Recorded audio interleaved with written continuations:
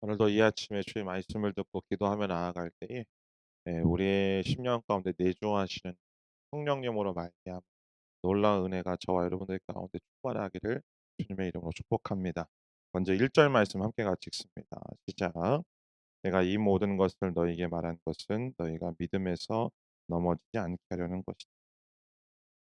오늘 1절에서 말씀하고 있는 모든 것이란 무엇일까요? 어제 우리가 함께 같이 나누었던 이 세상에서 세상이 예수님을 미워하였던 것처럼 교회를 미워하고 성도들을 미워할 것이다라는 이야기.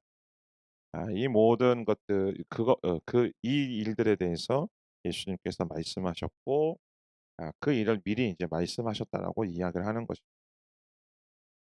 세상이 우리를 미워함을 통해서 또 세상의 교회를 핍박하고 조롱하고 또 멸시함을 통해서 사실은 우리에게 영적인 차원에서 불이익이 있는 것은 아니죠. 분명 우리는 예수님을 믿음을 통하여서 하나님의 구원의 충만함을 누리면서 살아가게 됩니다.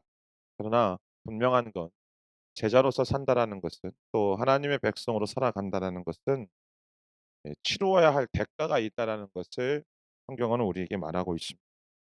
왜냐하면 우리를 향한 우리의 삶을 향한 하나님의 뜻을 방해하는 것은 무엇이든지 간에 우리가 십자가를 지고 예수님을 쫓는 것임을 뜻하기 때문인 것이죠. 다시 말하지만 마태복음 5 장에서 팔복 마지막 부분에 예수님께서 "의를 위하여 핍박을 받는 자는 복이 있나니 천국은 저희 것입니다."라고 말씀하시는 것은 예수님을 따르는 누구든 또 예수님의 백성으로 하나님의 백성으로 살아가는 사람들은 누구든지 예수님으로 인하여서 핍박받고 고난당하고 조롱당하는 것을 당연하게 생각하라는 것입니다. 베드로 역시 동일하게 베드로전서 3장 14 절에서 말하는 것이 "의를 위해 고난을 당하면 여러분은 복 있는 사람들이다."라고 말하고 있습니다. 그래서 그들의 위협에 두려워하지 말고 불안해하지 말라고 말하고 있습니다. 바울도 마찬가지로 디모데를 향하여서 "그리스도 안에서 경건하게 살고자 하는 자는 핍박을 받는다."고 디모데후서 3 장에서 분명하게 말하고 있지 않습니까? 이처럼 성경은 끊임없이 우리에게 말하는 것은 예수를 따라가는 또 그 길을 걸어가는 길은 사실은 그 레드카펫이 깔려 있는 그런 길이 아니 핍박을 당하고 고난을 당하고 조롱을 당하게 될 것임을 우리에게 분명히 말하고 있습니다. 자, 그러면 왜 성경은 우리에게 이렇게 얘기하신 것일까? 또 예수님은 왜 이 십자가를 향하여서 나아가는 그 길을 앞에 두시고 제자들에게 이 이야기를 하시는 걸까? 어제도 말씀드렸지만 미리 대비하도록 하기 위해서요. 그러나 이 미리 대비하도록 하는 이 말씀 속에 오늘 본문 말씀은 어제 15 장의 이야기보다는 쪼끔 더 구체적으로 이야기를 하죠. 특별히 인제 다가올 핍박의 상황들이 무엇인지에 대해서 말하고 있는데 어떤 일들이 일어나냐면 2절 말씀 함께 같이 볼까요? 시작. "사람들이 너희를 회당에서 쫓아낼 것이다. 그리고 너희를 죽이는 사람마다 자신이 하는 일이 하나님을 섬기는 일이라고 여길 때가 올 것이다." 두 가지 일어나죠. 첫 번째는 회당에서 쫓겨남을 당할 것이다. 회당에서 쫓겨나는 것은요. 단순히 오늘날 우리가 뭐 교회에 등록하는 것이 거부되거나 그런 것을 의미하는 것은 아닙니다. 어 어 교회를 뭐 한 교회 등록 못하면 다른 교회 갈 수 있잖아요. 그리고 뭐 또 다른 교단으로 가면 되는 거니까. 이스라엘 사회 속에서의 회당에서 출교를 당하는 것은 아예 종교 생활에서 분리된다라는 것을 의미를 합니다. 유대인이기 때문에 율법이 이야기하고 있는 소위 말하는 반드시 성전에서 드려야 되는 제사. 그 공동체적인 제사에 함께할 수 없다라는 것이죠. 더 나아가서 회당에서 출교된다라는 것은 회당을 중심으로 하는 모든 사회생활, 모든 경제적인 복지에 있어서도 대한 타격을 입게 된다는 그런 손해만 있는 것이 아니고 친구였던 사람들이 등을 돌리기 시작 그리고 가정에서 쫓겨납니다. 더 나아가서 이방인들보다도 더 나쁜 존재로 취급받기 시작합니다. 이 사람이 운영하는 가게에는 어느 순간부터 손님들의 발길이 뚝 끊깁니다.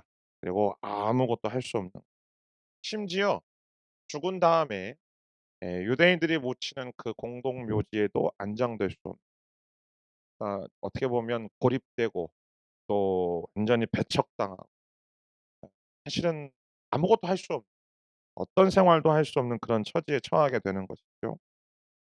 두 번째는 죽임을 당할 수 있다라는 사실입니다. 초대교회 당시에 많은 사람들이 예수님을 믿는다라는 그 이유 때문에 죽임을 당하지 않았습니까? 뿐만 아니라 "죽임을 당할 만큼의 고통을 당하게 될 것이다."라고 성경은 우리에게 이야기를 하고 있죠. 때문에 사실은 이 말씀을 들을 때마다 참 무섭습니다. 때로는 이 어떤 일들이 닥쳐올 것인가, 또 그 불이익들을 나는 감당할 수 있을 것인가에 대한 부분에 대해서 때로는 걱정스럽기도 하죠. 그러나 오늘 주님은 이 말씀을 하시는 것이 단순히 이런 일들이 있을 것이니까 대비해 경고해 하는 것으로 끝나지 않다라는 사실을 우리는 알게 됩니다. 서두에도 말씀드렸지만 그 마태복음 5장 11절 12절 마지막 부분에 이렇게 말씀하고 있잖아요. "너희는 복되도다라." 그러니까 의를 위하여 핍박을 받을 때 복되다라고 말씀하시며 그냥 복 있는 존재라고 선언하고 선포하시는 것으로 끝나지 않고 기뻐하고 즐거워하라라고 우리에게 역설적으로 도전하십니다. 아니 어떻게 우리가 핍박 가운데 있는데 조롱 가운데 있는데 고난 가운데 있는데 이 말도 안 되는 불이익을 당하면서 어떻게 우리는 기뻐하고 즐거워할 수 있는가라는 것이죠. 그 이유는 3절 말씀 보십시오. 3절 읽어 볼까요? 시작. "그들은 아버지나 나를 알지 못하기 때문에 그런 일을 할 것이다." 여러분 우리가 고난 당할 때 우리가 예수로 인하여서 핍박당하고 예수로 인하여서 조롱당할 때에 오늘 우리는 이 말씀이 우리에게 위로가 되어 줍니다. 세상에 있는 사람들은, 즉 세상 사람들은 하나님을 알지 못하기 때문에 주님을 알지 못하기 때문에 예수님을 핍박하고 조롱하고 교회를 향하여서 반대합니다. 그럼 바꾸어 말한다라면, 즉 우리가 세상으로부터 인하여 박해당하고 세상으로 인하여 조롱당한다라면 우리는 곧 무엇을 반증하는가? 우리는 하나님을 알고 있다라는, 우리는 주님을 알고 있다라는 것이죠. 다른 말로 말하면 성도들과 세상과의 근본적인 차이점은 하나님을 아느냐 하나님을 모르느냐의 차이 아닙니까? 때문에 하나님이나 예수님을 알지 못하는 세상에 의해서 내가 미움을 받는다라는 건 여러분 우리가 하나님 편에 있다라는 이야기, 우리가 예수님 편에 있다라는 이야기고 우리가 하나님을 너무나도 잘 알고 있다는 것이고 주님을 잘 알고 있다라는 것이죠. 어떻게 우리가 하나님을 알 수 있겠습니까? 우리가 어떻게 주님을 잘 알 수 있겠습니까? 그러나 오늘 우리가 세상에서 예수님으로 인하여서 내가 핍박당하고 있을 때 '아 내가 주님을 지금 잘 알아가고 있구나. 내가 하나님 편에 있구나.'라는 사실 때문에 우리는 기뻐할 수 있는 것입니다. 또한 어떻게 우리는 기뻐할 수 있을까요? 사전 말씀 볼까요? 시작. "내가 너에게 이런 것들을 말하는 것은 그때가 되면 내가 한 말을 너희로 기억하게 하기 위함이다. 또 내가 처음부터 너에게 이런 것들을 말하지 않은 것은 내가 너희와 함께 있었기 때문이다." 내가 한 말을 너희로 기억나게 하려 주님의 말씀이 들리고 주님의 말씀이 기억나게 되는 것이죠.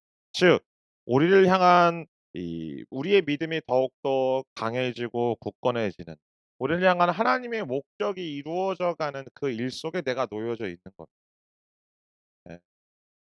여러분 우리가 우리의 삶 속에서 그냥 하루하루를 살아가는 것이 아니라 나를 향하신 하나님의 목적이 이루어져 가는 삶을 살아가는 것이 가장 복된 일이잖아요.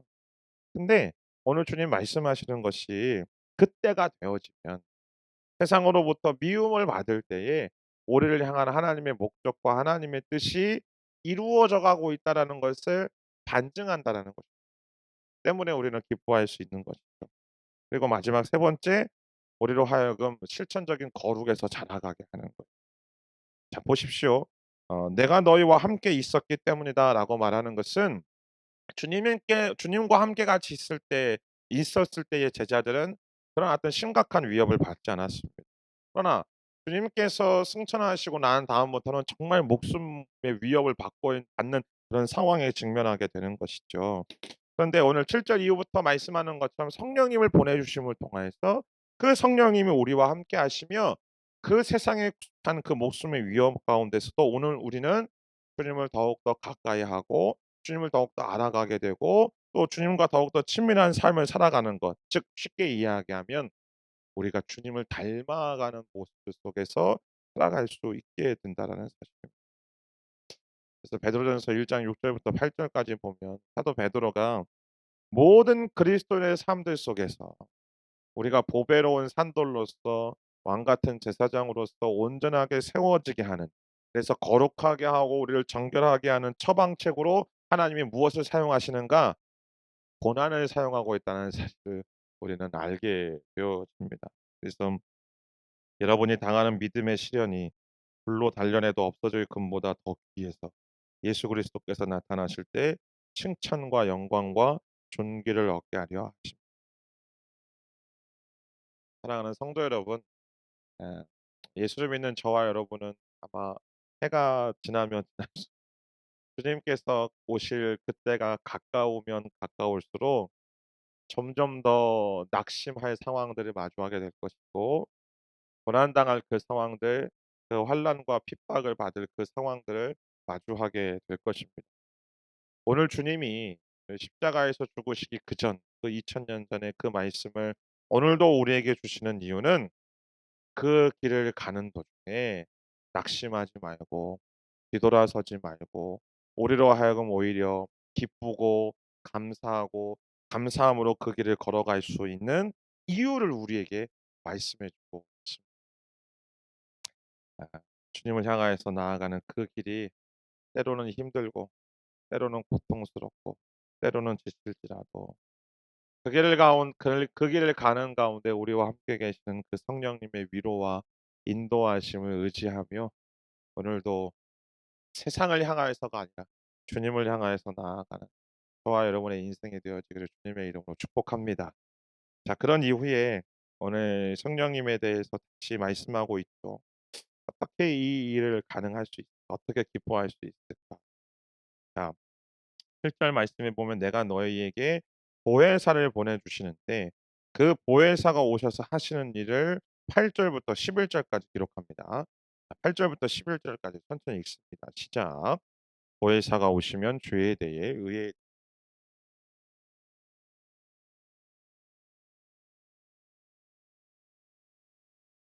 의에 대해라고 한 것은 내가 아버지께로 가므로 너희가 다시는 나를 볼 수 없기 때문이요. 심판에 대해라고 한 것은 이 세상의 통치자가 심판을 받았기 때문. 보혜사 곧 성령께서 오시면 세상을 책망하실 것이다라고 되어 있습니다. 세상을 책망하신다라는 것은 깨닫게 한다라는 의미도 있고 고소한다는 의미도 있고 신문하다는 의미도 있는데 자 어떤 영역들에 대해서 이렇게 세상을 깨닫게 하시는가? 죄에 대해서 의에 대해서 심판에 대해서 말하고 있습니다. 죄에 대해서 성령님께서 말씀하시고 깨닫게 하시고 심판하게 하신다라는 것이 무슨 뜻일까요? 많은 사람들이 여전히 예수님을 믿지 않는 것에 대해서 죄라고 말하지 않고 있죠. 여러분 오늘날 누구를 붙잡고 물어보십시오. 예수를 믿지 않는 건 내가 믿음을 갖지 않는 것에 대해서 죄라고 여기는가? 아무도 죄라고 여기하지 않습니다.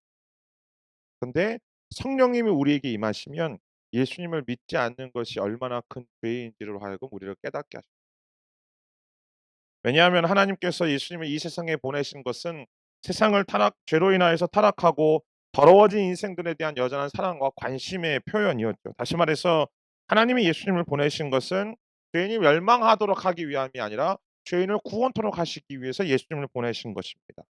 때문에 죄라는 것은 이 은혜에 대해서 의도적으로 거부하는 것이 죄입니다. 바로 이 세상에서 여전히 예수님을 믿지 않고 이 은혜를 거부하고 있는 이 세상을 향하여서 그것이 죄라는 것을 누가 깨닫게 하시는가? 성령께서 깨닫게 하신다는 것이죠. 두 번째 의에 대해서 심판한다라는 것은 무엇일까? 근데 오늘 10절 말씀을 가만히 보면요. 의에 대해서 심판하시는데 너희가 다시는 나를 볼 수 없다. 이게 도대체 무슨 상관이냐는 거죠.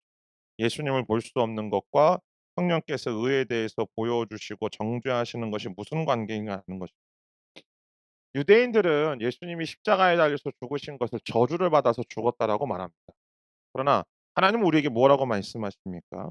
예수님이 죽었다가 다시 사시고 하나님께로 올리움을 받으신 것은 그분이 무죄하시고 완전히 의로우신 분임을 반증하는 사건인 것이죠. 때문에 예수님을 다시 볼 수 없는 사건, 곧 예수님께서 십자가에서 죽으시고 부활하셨다가 하나님 우편으로 가신 그 사건을 통하여서 '아 저분은 정말로 의로우신 분이었구나. 아 저분의 의로움을 힘입어서 우리가 의로워지는 것이구나.' 그러니까 인간이 스스로의 노력과 열심으로 의로워지는 것이 아니라 하나님 앞에 계신 그분으로 인하여 십자가에서 죽으시고 부활하신 그분으로 인하여 그분의 의로 인하여 '우리도 의로워지는구나.'라는 것을 누가 깨닫게 하신다고요? 성령께서 깨닫게. 왜냐하면 성령님이 우리를 깨닫게 하지 않으시면요. 인간은요 끊임없이 스스로의 열심과 노력으로 의로워지려고 했을 겁니다. 내가 도덕적으로 좀 괜찮게 살면 나를 의롭다라고 여길 거고요. 종교적인 열심과 종교적인 어떤 내용들을 내가 모든 것들을 수행하고 살아간다라면 나는 꽤 괜찮은 존재, 의로운 존재라고 여길 것이라는 거죠. 그러면 누가 예수님을 찾겠습니까? 그러나 성경이 우리에게 분명하게 말하는 건 그것으로 인간은 의로워질 수 없다라는, 오직 예수님을 통해서만 의로워질 수 있다는 거죠. 마지막으로 세 번째, 심판에 대해서 책망하신다라고 되어 있습니다. 이 심판이란 에, 세상을 향한 심판인 거죠. 사단에 대한 심판. 여러분 예수님의 죽으심과 부활은 무엇에 대한 심판인가요? 사단에 대한 심판 아닙니까? 십자가에서 죽으시면서 "내가 다 이루었다."라고 말씀하신 건 단순히 어떤 죄인들을 구속하시는 것뿐만 아니라 이 모든 사람들을 얽매고 있었던 죄와 사망과 죽음의 속박, 곧 사단의 속박을 깨뜨리시고 그 모든 사단을 심판하신 것을 완성하셨다라는 것을 의미인 것입니다. 그러니까 죽음을 정복하시고 죽음을 이기셨음을 주님께서는 말씀하고 있는 것이기 때문에 우리는 이 세상을 살아가면서 때로는 세상이 우리를 억박하고 세상이 우리에 압력을 줄 때에 우리가 두려워하지 않을 수 있는 것은요. 이 세상의 끝이 아니기 때문에, 죽음이 끝이 아니기 때문에, 죽음이 끝이 않고 우리를 의롭게 하시고 우리를 모든 사망과 죽음에서 우리를 건지시고 해방시켜 주신 그 주님이 우리에게 약속하신 하나님과 누리게 되는 그 영원한 삶이 우리에게 예비되어졌고 이미 우리에게 주어졌기 때문에 우리는 이 세상 한복판 속에 살아가며 기뻐하고 즐거워하고 두려워하지 않고 살아갈 수 있게 되는 것입니다. 예. 그래서 주님이 말씀하셨던 게 점점 깨달아지는 뭐냐, 제자들은 "주님 어디로 가십니까? 주님 왜 가십니까? 주님 떠나시면 안 됩니다."라고 말하고 있지만 예수님 말씀하시 아니 내가 떠나요. 내가 떠나고 내가 보내는 그 하나님의 영이 나의 영이 너희 가운데 오셔서 오늘 12절 이하부터 말씀하는 것처럼 오직 들은 것만을 하나님께서 주시는 것만을 말씀을 생각나게 하시고 기억나게 하시고 깨닫게 하셔야만 우리가 주님 앞에 서는 그날까지 흔들리지 않고 이리저리 요동하지 않고 한 걸음 한 걸음씩 나아갈 수 있기 때문에 우리 안에 내주하시는 성령님이 우리에게 은혜인 줄 믿습니다. 말씀을 이 요한복음 말씀을 묵상하면 묵상할수록 깨닫게 되어지는 한 가지의 진리, 내 안에 성령께서 내주하신다는 것이 당연한 게 아니고요. 놀라운 은혜더라. 정말 말할 수 없는 감격이고 감사하고 내가 이 세상에서 오늘 예수님께서 말씀하신 성경이 말하고 있는 그 수많은 일들과 어려움들 또는 그 조롱과 겁박과 그 압력들이 있지만 그 가운데서도 세상 사람들이 이해하지 못하는 기쁨의 웃음 미소를 짓고 담대함을 가지고 한 걸음 한 걸음 뚜벅뚜벅 걸어갈 수 있는 이유는 내 안에 계신 성령님 때문이지. 사랑하는 여러분, 오늘도 우리는 세상 한복판 속에 살아갑니다. 어제도 말씀드렸지만 세상 한복판 속에 살아가는 거 두려워하지 마십시오.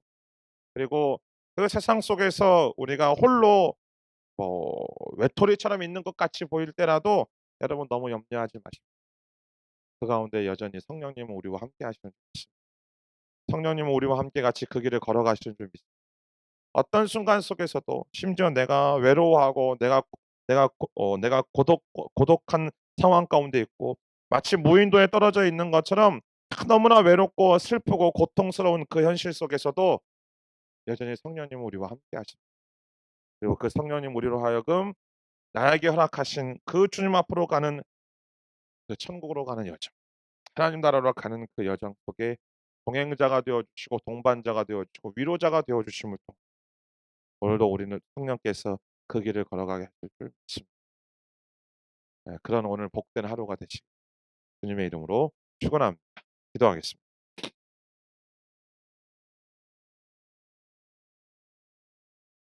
오늘 이 시간 기도하며 나아갈 때에 네, 내 안에 계신 성령께서 또 우리 안에 거하시는 성령께서 우리 가운데 계심을 통하여서 이 세상을 향하여 예수를 믿지 않는 것이 여전히 예수님을 거부하는 것이 죄임을 깨닫게 하시고 그리고 오직 예수님을 통하여서 우리가 의로워질 수 있음을 깨닫게 하시고 이 죽음 앞에서 두려워하고 절망하며 낙담하고 있는 모든 인생들에게 그것이 끝이 아니라고 예수님이 십자가에서 죽으시고 부활하심을 통하여 모든 사망을 깨뜨리시고 모든 죽음의 권세를 이기셨노라고 선언하고 계시다라는 사실을 우리 안에 계신 성령께서 날마다 깨닫게 하시는 줄 믿습니다. 오늘 이 세상 한복판 속에서 가정 속에서 직장 속에서 사회적인 관계 속에서 때로는 내가 예수 믿는다라는 그 이유 때문에 조롱당하고 손가락질 당하고 때로는 그것 때문에 외톨이처럼 살아가는 것 같이 그런 고독감을 느끼며 살아가지만 그러나 주님 내 안에 성령님 거하시는 줄 믿습니다. 내 안에 성령님 함께 하시는 줄 믿습니다. 아버지 하나님 나와 함께 하시는 성령님 그 성령님을 의지하고 그 성령님께 의탁하고 그 성령님을 바라보며 오늘도 그 성령님과 함께 동행하며 살아가는 오늘 나의 삶 이 세상 한복판 속에서의 나의 삶이 되어질 수 있도록 성령님 나를 붙들어 주옵소서. 통성으로 우리 삶을 올려드리며 함께 같이 기도하며 나아갑니다. 기도하겠습니다. 사랑하는 주님 오늘도 아버지 내 안에 성령께서 거하시는 줄 믿습니다. 내 안에 성령께서 나와 함께 하시는 줄 믿습니다. 사랑하는 주님 아버지 하나님 그 성령께서 이 세상을 향하여서 여전히 아버지 예수를 믿지 않는 것이 아버지 죄임을 예수님을 거부하고 살아가는 이 세상을 향하여서 그것이 아버지 죄임을 아버지 그것이 아버지 손오의 부정직한 것임을 깨닫게 하시고 아버지 인간이 스스로의 노력과 열심으로 아버지 이루어지는 것이 아니라 오직 아버지 손오니 예수 그리스도의 의를 덧입고 살아갈 때 의로워질 수 있음을 깨닫게 하시며 아버지 하나님 정말 사망 앞에서 죽음 앞에서 절망하고 낙심하며 낙담하고 있는 모든 영혼들을 향하여 모든 아버지 인생들을 향하여서 그것이 끝이 아니다라고 말씀하시며 오직 예수 그리스도에서 십자가에서 죽으심과 부활하심으로 말미암아 모든 사망을 깨뜨리시고 모든 죽음의 권세를 깨뜨리시고 모든 아버지 수모원지 죄와 사단 가운데서 이기셨노라고 선언하고 선포하셨던 아버지 그 성령님이 오늘도 내 안에 거하심을 통하여 아버지 그 큰 이 세상의 압력 속에서 세상의 압박 속에서 겁박 속에서 나가고 있는 우리로 하여금 담대하게 그 길을 걸어가게 하시는 줄 믿습니다. 담대하게 그 현장 속에 나아가게 하시는 줄 믿습니다. 오늘도 성령님 나와 동행하여 오소서. 오늘도 그 성령님 아버지 그 성령님을 바라보게 하여 주시고 그 성령님께 나의 삶을 의탁하게 하여 주시고 성령님 내 삶을 붙들어 주시고 내 삶 가운데 역사하시는 그 성령님의 손에 이끌려 오늘도 아버지 정말 내 성령님과 그 길을 걸어가며 나아가는 오늘 아버지 은혜를 누리며 살아갈 수 있도록 성령 하나님 은총 허락하여 주옵소서. 아버지 하나님 이 세상에서 누리게 되어질 이 세상에서 해결되어져야 될 여러 가지 문제들 앞에서도 그럼에도 불구하고 여전히 아버지 우리가 기뻐할 수 있고 여전히 아버지 우리가 즐거워할 수 있고 여전히 우리가 감사할 수 있는 단 한 가지 이유가 있다면 내 안에 성령께서 거하시는 줄 내 안에 성령께서 거하시기 때문인 줄 믿습니다. 내 안에 성령님 아버지 은총 허락하여 주신 줄 믿기 때문에 그런 줄 믿습니다. 아버지 성령님의 인도하심 속에 오늘도 내 삶을 살아가는 놀라운 믿음의 삶으로 살아갈 수 있도록 성령님 아버지 은혜를 허락하여 주옵소서. 할렐루야. 주님 찬양합니다. 우리 다시 한번 기도하며 나아갈 때 오늘 우리의 삶의 모든 구체적인 내용들을 주님의 손에 올려드렸으면 좋겠습니다. 하나님은 내가 오늘 직장 속에서 이러한 사람들을 만납니다. 하나님 내가 오늘 직장 속에서 이러한 중요한 이 계약건이 있습니다. 하나님 내가 이 직장 속에서 또 중요한 또 업무가 있습니다. 또 가정에서 내가 오늘 자녀들을 양육합니다. 내가 또 누구를 만납니다. 또 교회 공동체 속에서 사람을 만납니다. 또 이런 활동을 합니다. 또 이런 생각들을 합니다. 주님 모든 삶의 내용들과 영역들과 만남과 관계 속에 성령님 임하여 주옵소서. 하나님의 그 가운데 함께 하시는 나와 함께 하시는 성령님 그분께 의탁함을 통하여 그분이 인도하시는 대로 그분이 이끄시는 대로 이 철로 역정의 길을 담대하게 걸어가며 나아가는 오늘 나의 삶이 되게 하여 주옵소서. 주여 한번 외치고 통성을 주 앞에 우리 삶 올려드리며 기도하며 나아갑니다. 주여 성령님 주님을 의지합니다. 성령 하나님을 의탁합니다. 오늘도 내 삶에 임재하여 주셔서 오늘도 내 삶이 함께하여 주셔서 아버지 나의 삶의 구석구석마다 역사하시는 그 성령 하나님의 놀라우신 일하심과 인도하심 속에 내가 믿음으로 반응하며 나아가는 놀라운 은혜가 있게 하여 주옵소서. 바라고 소망하오니 직장 속에 살아가시는 주에 살아가시는 모든 남자들을 주님 아버지 붙들어 주십시오. 하나님 아버지 정말 그 모든 삶의 시간들 속에서 모든 아버지 삶의 내용들 속에서 모든 계약과 모든 업무와 모든 아버지 정론적인 결제의 모든 과정들 속에 내 안에 계신 성령님, 그 성령님께서 이끌어 가신 대로 인도하신 대로 믿음의 순종하며 반응하며 나아가는 아버지님 그 길이 되어질 수 있도록 그 은혜가 아버지 그 삶이 되어질 수 있도록 주님 붙들어 주옵소서. 특별히 기도하고 소망하옵는 것은 하나님 아버지 오늘 삶을 살아가는 모든 삶의 일 속에 내 안에 계신 성령님께 아버지 의탁하며 그분을 의지하며 그분과 함께하며 살아가기로 소망하며 나아갑니다. 아버지는 그로 말미암아 오늘 주님께서 기뻐하시는 인생, 오늘 주님 나를 사용하시는 인생, 주님 나와 함께하시는 인생들 속에 담대하게 두려움 없이 아버지 그 길을 묵묵하게 걸어가며 나아가는 믿음의 삶으로 살아갈 수 있도록 성령님의 아버지 성령님께 붙들린 삶으로 살아갈 수 있도록 주여 하나님 아버지 은혜를 허락하여 주옵소서. 사랑하는 주님, 우리 안에 성령님께서 거하시고 함께 하시는 것이 얼마나 큰 은혜요 얼마나 큰 감사인지 모르겠습니다. 성령 하나님 내 안에 거하시니 참으로 감사합니다. 하나님 오늘도 내 안에 거하시는 그 성령님 그분을 의지하며 그분께 온전히 내 삶의 모든 시간과 모든 영역들을 의탁하며 주님이 이끌어 가시는 대로 인도하시는 대로 믿음의 순종의 길을 걸어가며 나아가는 진정한 하나님 나라로 가는 이 철로의 역정의 길을 온전히 담당하며 나아가는 아버지 하나님 믿음의 삶으로 살아갈 수 있도록 주님 우리를 붙들어 주옵소서.